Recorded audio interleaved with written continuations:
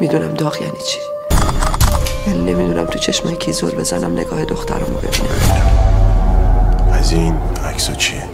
یه از خدا بیخبری عکسای بدون لباس ارغوانو فرستاده بود برای چند تا از بچهای دانشگاه. با زندگی دختر مردم چی کار کردی سروش؟ غیرتی شدم.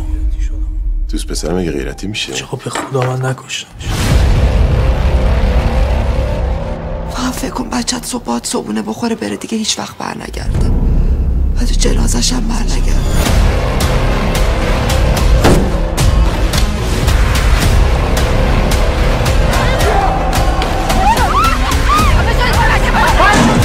شما باید پرونده رو بذاری کنار. چرا؟ سروش من پاسپورت دادم. چقدر بهت میرسه؟ حاج آقا قیمت چنده؟ حاج آقا ببخشید من احساس میکنم که شما دارید وقت میکشید. یه تنابه‌دار دارین دنبال یه گردن میگردین براشون. بی بدن